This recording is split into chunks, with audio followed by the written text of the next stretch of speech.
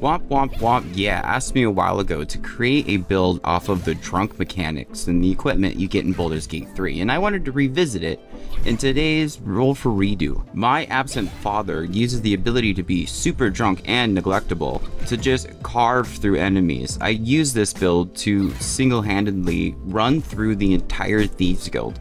All I had was a little bit of prep by casting haste on him, and then I just had him take off.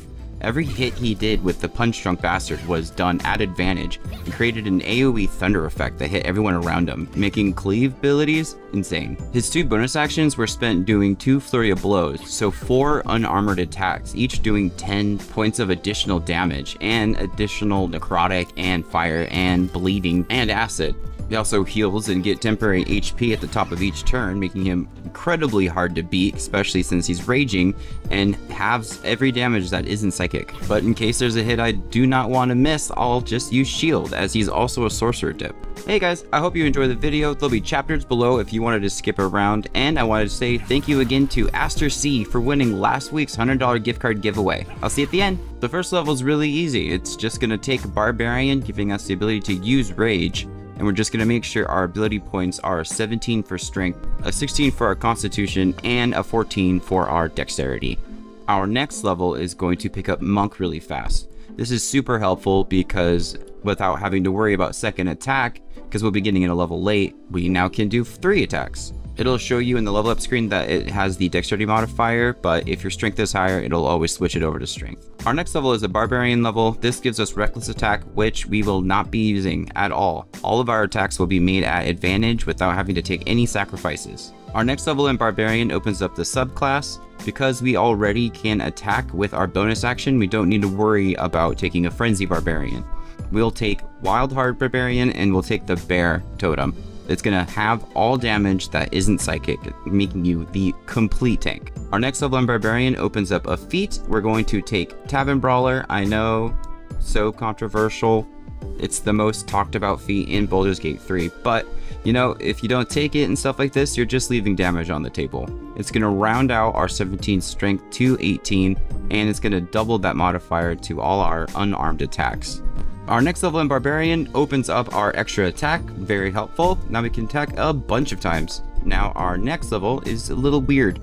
We are going to take sorcerer 1 level, grabbing wild magic. This is going to give us a few things, a bunch of cantrips that we don't really worry about. We're going to get Tides of Chaos, which will help us re-roll a missed saving throw or attack roll, something that we missed. We'll get the Spell Shield, which will give us a +5 AC for a whole round, and you can cast it while you're raging.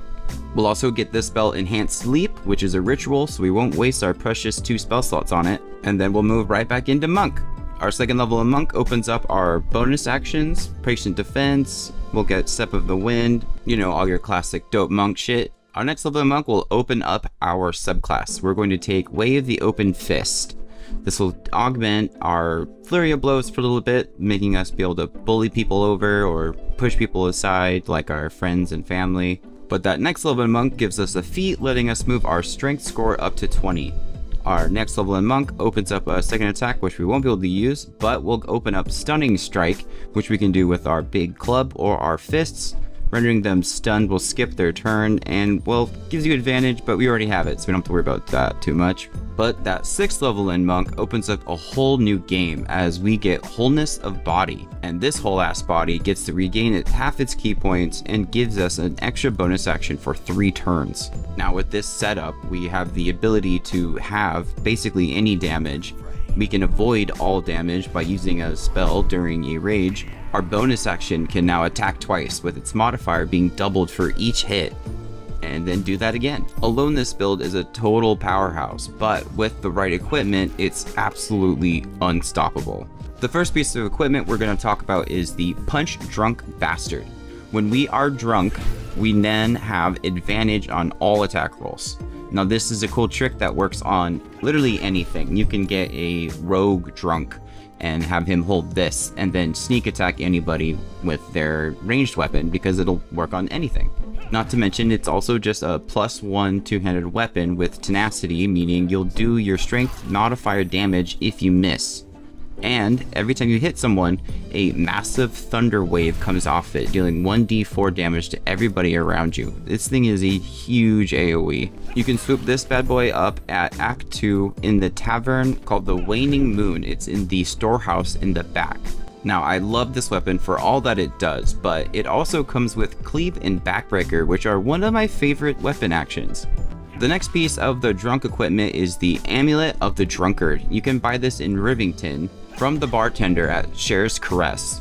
When you're wearing this amulet, you will heal 2d4, well, kinda. It states it as 2d4 per turn while you're drunk, and I could really only get this to happen once I actually drink, so it might be bugged, but just keep an eye out. It's not going to heal you as consecutively as it says it is, but it will increase the duration that you're drunk by 5 rounds, which is way more important for this build than the 2d4 healing. Next up, in the Thieves Guild from their bartender, you can purchase the Drunken Cloth. When you are drunk, you will have advantage on all Constitution saving throws. You'll also receive temporary hit points equal to your Constitution modifier at the start of every turn, and this is a really cushy beginning. Constant temporary HP added to additional healing every time you drink, plus the fact that you have all damage is exactly a tank sweat dream. And by wet, I do mean a spilled bottle of alcohol that you chose over your family and kids anyway, so the gloves are an easy choice. The flawed Helldust gloves that you can get from Damon by giving him Infernal Ire, you will do additional d4 of necrotic damage, and you'll inflict bleeding on all your targets. Bleeding does additional damage over time and gives them disadvantage on Constitution saving throws, so this is a really good build to run with someone doing poison or acid damage. Every time this guy punches someone, a ray of sickness can come in and just swoop them out. Next we have the Bone Spike boots. These are a dope pair of boots to put on anyone really, but a barbarian number 1. It'll give you a +1 to all your armor class and saving throws as you are not wearing armor or holding a shield. It will increase your jump distance, which we can already increase even further with the jump spell we got from Sorcerer.